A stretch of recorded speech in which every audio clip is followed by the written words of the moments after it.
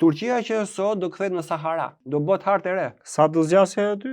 Po 3 ditë do të jenë kështu intensive që do të vriten 600 milion. 600 milion më shoko, diçka është 600 milion, që shef do të fundin. Ti ke për 3 ditë 600 milion? Po. Po ku 600 milion në Konstantinopol më valla, si po. Jo, ata po që janë aty.